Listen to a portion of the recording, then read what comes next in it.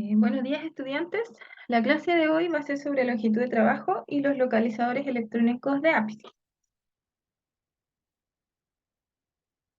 Ya. Aquí les muestro una cita del doctor Kronfeld, quien destaca la importancia de mantener la vitalidad de los tejidos que no están inflamados o afectados gravemente por la enfermedad pulpar y periodontal. Para poder respetar estos tejidos, a medida que avanzó la ciencia de la endodoncia, se sumaron técnicas, instrumentos y aparatos electrónicos que nos ayudan a determinar la longitud de trabajo, la longitud de toda nuestra preparación quimiomecánica y también la longitud de la obturación radicular. Sin embargo, este límite apical de nuestra preparación sigue siendo tema de controversia cuando hablamos de los fundamentos del tratamiento endodóntico. Esto es debido a que algunos clínicos consideran que mantener los instrumentos solo dentro del canal radicular no permitiría la limpieza y desinfección de la zona apical en los casos de infección, como pueden ver en la imagen, ¿ya? En cambio, hay otros colegas que argumentan que instrumentar más allá de la salida del canal solo serviría para aumentar la inflamación y extruir aún más microorganismos hacia la zona apical.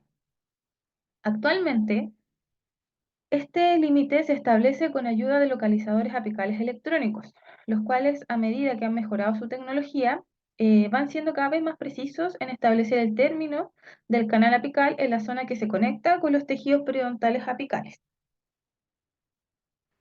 Sin embargo, anterior a los primeros localizadores apicales, las técnicas utilizadas eran, por ejemplo, el método radiográfico, el método de la sensación táctil de la constricción apical, la observación si hay o no presencia de sangre o fluidos en los conos de papel que se introducían en los canales y también, por supuesto, la longitud promedio que tiene cada diente y que ya es reconocida, ¿cierto? Ciertamente, nunca existe un método mejor que otro. Sin embargo, la combinación de estos métodos fue por mucho tiempo la mejor opción para establecer la longitud de trabajo. Aquí hay varias imágenes en la cual pueden ver qué es lo que pasa cuando uno supera el límite de la constricción apical. Si nosotros ubicamos un cono de papel a la longitud de trabajo, que está bien tomada, por supuesto, esta no debería salir con sangre ni con ningún otro fluido, ¿ya? Si nosotros estamos en el límite de la constricción apical, tampoco deberíamos observar fluidos. Más si lo sobrepasamos 0,5 o 1 milímetro o aún más, ya estamos en los tejidos apicales, los cuales, recuerden, están bien vascularizados, por lo tanto, el cono de papel, al retirarlo, lo vamos a observar con sangre. Eh, Siempre que encontremos sangre en el cono de papel, significa que algo está sucediendo dentro del canal. Pueden ser restos pulpares, puede ser que el muñón pulpar estaba muy inflamado, por lo tanto hay mucha hemorragia que necesita tiempo, ¿ya? Para generar la homeostasis, ¿ya? O que nuestra LT siempre estuvo mal tomada, ¿ya? Puede ser que por algún motivo nos equivocamos en la lectura, nos equivocamos de referencia, posicionamos mal el instrumento, generando algún daño en la constricción apical. Aplicar cualquier método para determinar la longitud de trabajo siempre va a ser más complejo en dientes con formación radicular incompleta, debido a que el límite entre pulpa y el tejido apical no está claro. Si no está biológicamente claro, por supuesto que clínicamente va a ser aún más confuso, ¿ya?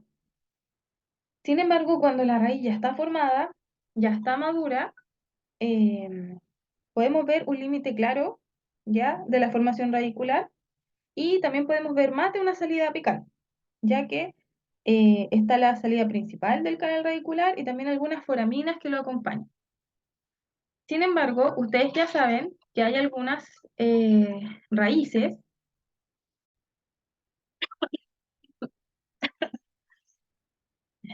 ya, perdón. Sí, como les comentaba, ustedes saben que hay algunas raíces que tienen de por sí más de un canal, por lo tanto van a tener más de una salida.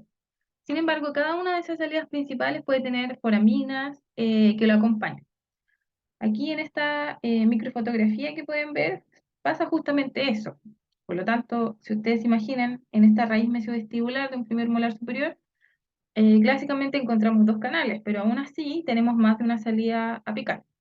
Por lo tanto, la determinación de la longitud de trabajo, antes de que incluso se supiera que estas raíces tenían más de un canal, Imaginarán ustedes que era bastante más difícil que lograran llegar a una longitud precisa, pero aún así los tratamientos de endodoncia funcionaban.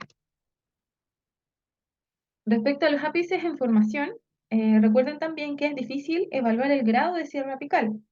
Sin embargo, si nosotros consideramos la fecha de erupción del diente, ustedes pueden considerar que en 3 años su raíz debería estar completamente formada.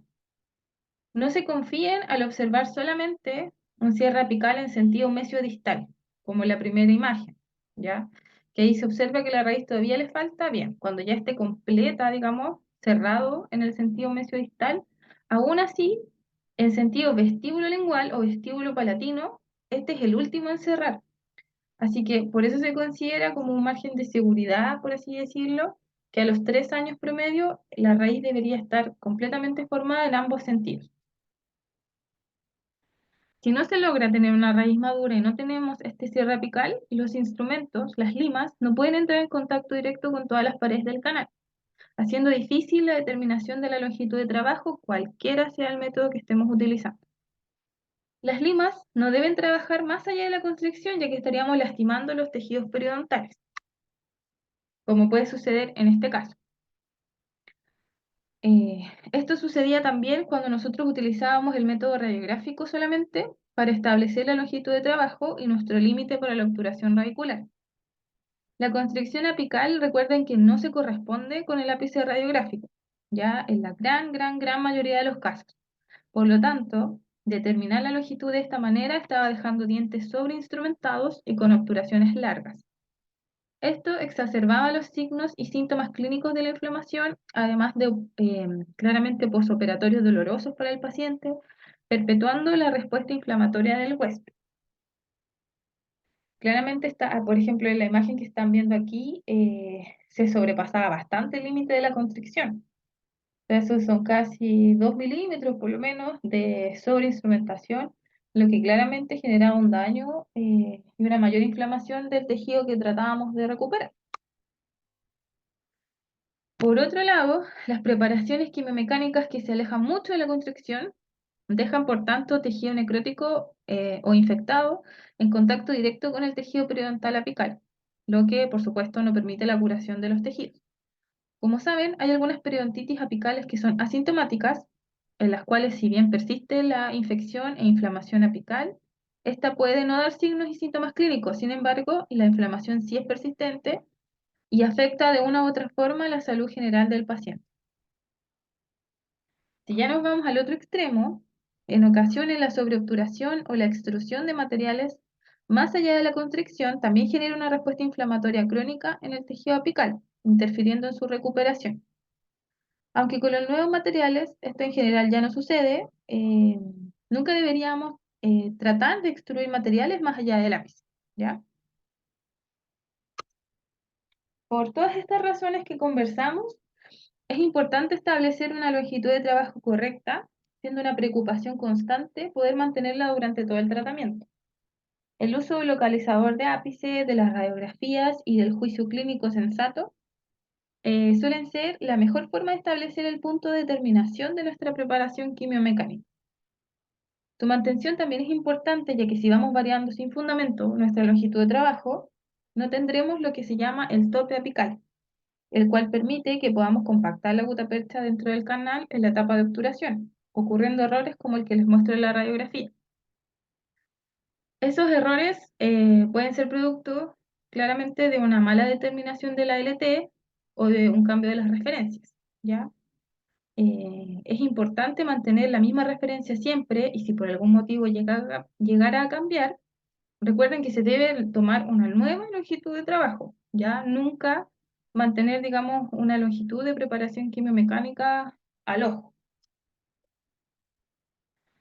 Para esto, ya en 1918, Cluster fue el primero en proponer un método ya eléctrico de localización del foramen apical, surgiendo los primeros localizadores electrónicos de ápice. Estos, como pueden ver en la imagen, constan básicamente de una pantalla, la cual permite la visualización del avance de la lima en el canal, la cual puede ser en colores, puede ser, como en este caso es azul y blanco, ¿cierto? pero hay algunas que son, digamos, bastante amigables para la visualización. Además tiene un cable de conexión que permite conectar el clip labial y el clip para la lima. Ya los cables también es importante que sean siempre debidamente desinfectados, ya, y también la desinfección del aparato después de cada uso.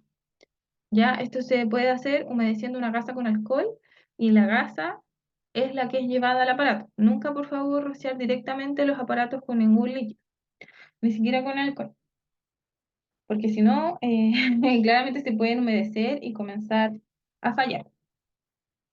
Bueno, al momento de ocupar cualquier localizador apical, es muy importante que siempre aseguren un buen acople entre todas sus partes, ya sobre todo del clip labial con su cable, ya que tiende a moverse un poco por los movimientos del paciente. Además, el cable a lo mejor nosotros mismos lo tironeamos un poco y generalmente es el clip labial el que se puede desprender del cable.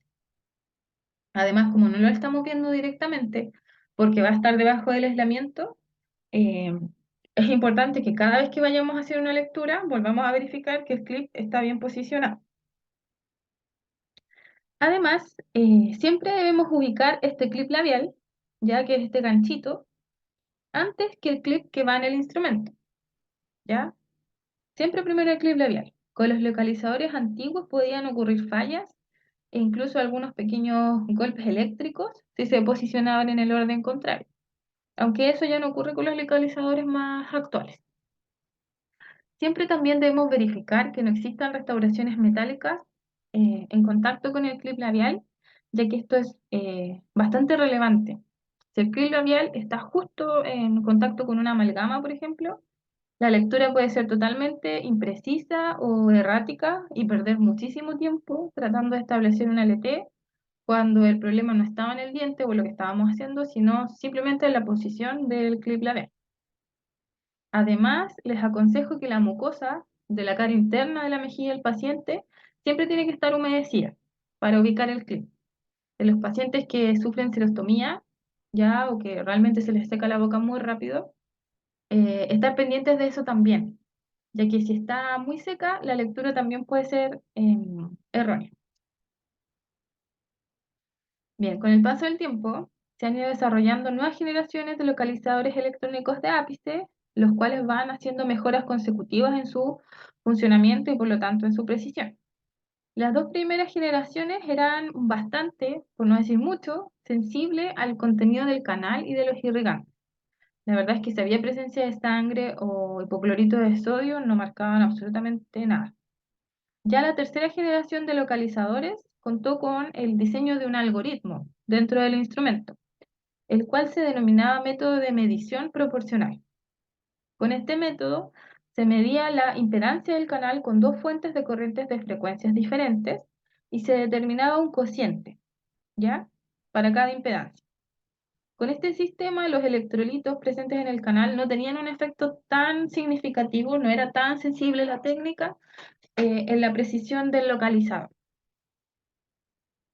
Cuando ya se llegó a la tercera generación, uno de los más famosos fue el RUT ZX de Morita, que emitía dos corrientes a frecuencias diferentes para localizar el ápice. Todavía existen de estos en las consultas particulares y en la CODA también tenemos todavía algunos Morita, ya que eran muy precisos y la verdad no fallaban, o sea, su vida útil también era bastante larga. Entre ya los de cuarta generación, también emitían dos frecuencias y comenzaron a funcionar también con la información de la resistencia del canal radicular y además la capacitancia del canal, conceptos que son un poco más complejos y avanzados, pero que básicamente también ocupaban un algoritmo que fue desarrollando y perfeccionando cada fabricante, siendo más precisa la ubicación de la constricción apical. Entre estos localizadores encontramos la marca Dentsply y el Propex Pixie, ya el cual es bastante fácil de utilizar. Pueden ver que visualmente es más amigable, también es más pequeño, eh, siendo la mayoría de estos localizadores ya más actuales los que emiten señales tanto visuales como acústicas, ¿cierto?, de cuando se llega a la constricción. Bien, ciertamente Todos estos instrumentos eléctricos son bastante seguros. Sin embargo, siempre hay que seguir las instrucciones del fabricante y entre ellas se señala que no deberían ser usados en pacientes con marcapasos, ya no al menos sin haber conversado previamente con el cardiólogo. Sin embargo, en algunos estudios se probó, ya conectando directamente algunos marcapasos cardíacos in vitro, ¿cierto? A 4 o 5 localizadores de ápice seleccionados al azar y no se observó que interfieran en la función del marcapaso. Sin embargo, les sugiero no utilizarlos en estos pacientes sin permiso del médico responsable. Bien, si bien son muy buenos todos los localizadores, nunca debemos considerarlos infalibles, ya porque sí se sabe que hay algunas variables que afectan su eficacia. Entre estos están los dientes con ápice abierto o inmaduro, en los casos en que hay contacto insuficiente de la lima con las paredes del canal, ya que genera problemas con la lectura, la presencia de fluidos dentro del canal de forma excesiva y la presencia, por ejemplo, justamente en exceso de sangre, pus o irrigantes, alterando la precisión del dispositivo. La presencia de fluidos en el canal o en exceso de sangre justamente varía según la morfología de los canales, ya que pueden observar que claramente en un canal distal vamos a tener mucha más cantidad de irrigante o de sangre que en otros canales, ¿ya? En el caso del hipoclorito de sodio, precisamente, si tenemos mucho dentro del canal, la lectura tiende a acortar la longitud, ¿ya? Marcarnos como si llegáramos antes al ápice. Sin embargo, si el canal está seco, totalmente seco, es todo lo contrario, ¿ya? La lectura tiende a alargar la longitud del diente. Por lo tanto, creo que esta es una parte sensible, ya que vamos a ver más adelante cómo podrían un poquito tener más confianza en la cantidad de irrigante que debe estar dentro del diente. Otras dificultades se presentan en reabsorciones dentarias y en comunicaciones entre el espacio del canal y el periodonto, ya que aquí, al estar en contacto directo con el tejido periodontal, el localizador avisará antes de tiempo, claramente, que ya está en contacto con el periodonto, ¿ya? Va a dar lecturas imprecisas, inconsistentes cada vez que lo utilicemos y mientras no sellemos la reabsorción o la comunicación, el localizador no va a ser preciso en su lectura y no podríamos confiar en lo que nos está diciendo. Tener en consideración esto es especialmente importante en procesos de reabsorción, ya que el lumen del canal puede estar afectado, como ven en el corte histológico, ¿cierto? Y también en la radiografía, en donde el localizador marcará el primer contacto de la lima con el tejido periodontal. Ya en esos casos, bueno, cuando radiográficamente se observa bien, digamos, los límites de la reabsorción, uno puede confiar que ese es el último punto, digamos, en que el canal justamente se conecta con el periodonto. Pero hay reabsorciones que no son tan perfectas y que reabsorben solo una pared del canal, por ejemplo, y ahí ya nos tiende a confundir porque radiográficamente no es tan fácil visualizar ese tipo de reabsorción en bisel. Sin embargo, por ejemplo, con el uso de Combin, etcétera, la medición de la longitud de trabajo también puede ser complementada con ambos, con el localizador electrónico y también con la imagen que obtengamos del examen. Ya. Otra complicación se presenta en los retratamientos, en los cuales debemos retirar todo el material restaurador para que el localizador logre tener una lectura de la constricción. Si nosotros todavía tenemos gutapercha dentro del canal, y no podemos establecer una permeabilidad hasta la constricción y el ápice, la verdad es que el localizador no va a marcar nada, va a marcar que está dentro del canal, pero no va a avanzar, ¿ya? Si nosotros logramos retirar el material obturador, el localizador vuelve a tener la precisión de siempre y podemos confiar en su lectura. Pero mientras haya gutapercha o cemento sellador bloqueando el canal, la verdad es que no vamos a obtener una lectura por parte del aparato. La presencia de instrumentos separados dentro del canal nos genera el mismo problema, ya que bloquean el lumen y posibilitando el contacto con el tejido periodontal.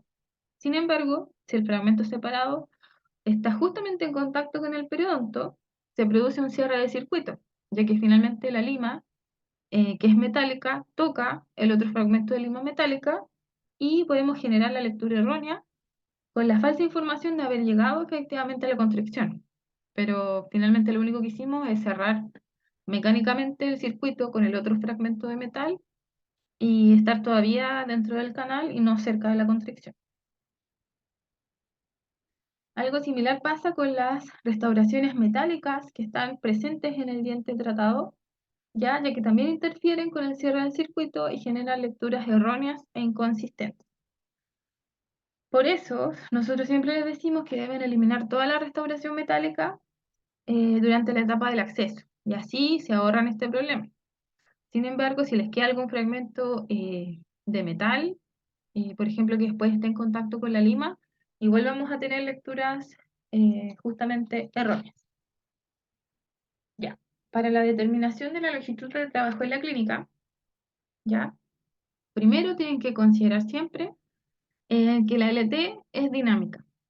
Ya, a medida que el canal es preparado, la longitud a la que trabajamos también puede variar de forma leve. Esto sucede mucho más marcado en los dientes con curvaturas apicales. Ya los dientes que realmente tienen una curva marcada, la LT va a cambiar de una forma un poco más fácil de ver que los dientes que son unirradiculares y que su canal es más bien recto. En ellos generalmente la LT siempre se mantiene. Consideraciones que deben tener es que los topes sean adecuados y siempre estén bien posicionados. Además, que las referencias en las cuales nosotros ubicamos el tope sean fácilmente identificables, ¿ya? Por ejemplo, la punta de la cúspide vestibular, la punta de la cúspide mesio-distal, etc. O sea, mesio-vestibular, eh, o el borde proximal mesial, etc. ¿Ya? Pero ojalá que siempre sean dientes y no en restauración, ya que se pueden, digamos, pulir y van a cambiar o se puede fracturar, salir, etc. Así que ojalá siempre sea en diente y que siempre lo tengan claro, ya que sea un tope bien establecido, porque si no se hace una sesión, van a dudar y van a tener que medir la LT y es una pérdida de tiempo terrible. Además, siempre anotar la longitud de trabajo con la que trabajamos, la referencia y la lima que utilizamos.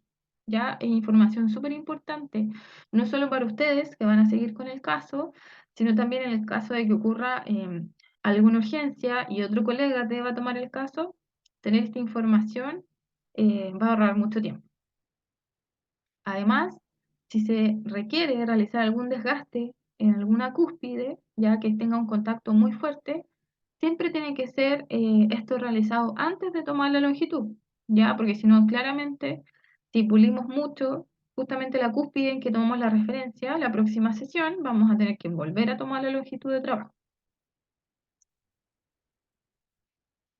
Los topes pueden ser diferentes, algunos cambian de color según la lima que estén utilizando. Generalmente son amarillitos o verdes, hay algunos celestes también, pero siempre consideren que tienen que estar posicionados de forma recta en una superficie reproducible del diente que les sirva de referencia y que esté cerca del canal, ¿ya? O sea, nada que ver que estén trabajando, por ejemplo, en un diente, en un premolar superior de 2 canales y que su referencia para trabajar en el canal vestibular esté en la cúspide palatina. Ya siempre tiene que ser en la superficie del diente más cercana al canal que estén trabajando. La especialidad de la endodoncia tiene un protocolo que les comparte a ustedes, ¿ya? Y lo vamos a revisar ahora. Después de la preparación del acceso y de la desinfección de la cavidad de acceso, comienza la exploración de los canales. La exploración siempre suele ser con limas preserie, precurvadas, como la 8, la 10, y después ya la lima 15, a una longitud de exploración, la cual tienen que tener medida antes de iniciar el tratamiento, ya para que no se pongan ahí a medir, a restar y a dividir con esta ecuación cuando el paciente ya está aislado y con la boca abierta. Ya esto lo tienen que tener de forma previa, ya calculada. Es una longitud aparente solamente para explorar. Esta exploración se realiza sin presión. La idea es que la lima avance suavemente en el canal y ante alguna interferencia o obstrucción debemos procurar retirar un poco el instrumento e ir rectificando el avance mediante la preparación del tercio coronario o pre-flare. Esto lo van a ver en la clase de instrumentación, para que no se preocupen, ¿ya? Esta exploración tienen que tener en consideración que siempre se debe hacer con el canal humectado, nunca con el canal seco, porque si no vamos a ir compactando limalla dentinaria, ¿cierto?, dentro del canal y se nos va a ir bloqueando. Para esto pueden utilizar glicerina líquida y después, ojalá mantener el hipoclorito de sodio siempre como irrigante durante todo el resto del tratamiento. Luego de esta conformación del tercio cervical, para la cual hay algunas consideraciones si el canal es muy amplio o el canal es más fino, esto siempre se realiza en los primeros 14 milímetros, ¿ya? Y después de realizado esta preparación del primer tercio del canal, ya entramos en la etapa de determinación de la longitud de trabajo. Para esto, vamos a ocupar un localizador apical electrónico y una lima K15. En el caso de que el canal radicular sea muy estrecho, podemos conversar el uso de una lima 10, ¿ya? Pero ojalá eso siempre sea conversado con el docente. Nosotros debemos introducir esta lima en el canal, ¿ya? Suavemente, en dirección apical, con movimientos de Rohan, ¿ya? Hasta que el localizador marque el 00. Nosotros en clínica les entregamos a ustedes un localizador apical de la marca BDW, que es el Raypex 6. Es un localizador muy bueno, súper preciso, así que por favor trátenlo con el mayor cariño posible para que los cables no se suelten, no se vaya a caer al piso y no se vaya a partir la pantalla, ¿ya? Esta señal cuando indica 00 también depende de los equipos, ¿ya? El 00 en el Raypex 6 corresponde a la última línea roja y en el Propex Pixie que les mostraba anteriormente a la última línea amarilla y en el Morita, el clásico, corresponde a la última línea verde. Por eso, si ustedes ocupan uno u otro equipo, tienen que siempre repasar las indicaciones del fabricante. Justamente, repasando estas instrucciones, solamente de esa forma vamos a poder obtener una lectura precisa, ¿ya? Sin embargo, de forma como estándar, ¿ya? Y válido para todos los aparatos, ¿ya? Nosotros siempre tenemos que tener el canal humectado con hipoclorito de sodio.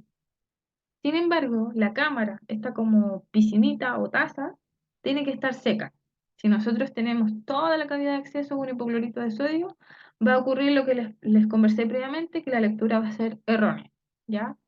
Sin embargo, para lectura precisa, solamente el canal debe estar humedecido, no toda la cámara. Además, siempre tienen que tener cuidado en que su eh, provisorio, si tuvieron que reconstruir alguna pared, etcétera, no se esté filtrando, ya que si tenemos presencia de encía o de saliva dentro de la cavidad de acceso, tampoco vamos a obtener una lectura precisa. Y nos va a pasar lo mismo que si tuviéramos la cámara llena de irrigante. Bueno, hay en algunos, digamos, momentos en que justamente es difícil la lectura porque en dientes largos, por ejemplo, si no tenemos limas de 31 milímetros y estamos ocupando limas de 25 y el tope justo llega, no sé, a los 24 milímetros, no tenemos forma de confirmar que tenemos una lectura precisa. Hay algunos tips como el que les muestro acá, en el cual con otra lima pueden cerrar el circuito y verificar que estén bien, ¿ya? Sin embargo, claramente esto no es lo ideal, simplemente es salva de apuro. Pero ustedes deben contar con todo el material que se les solicitó en su lista de materiales para endodoncia.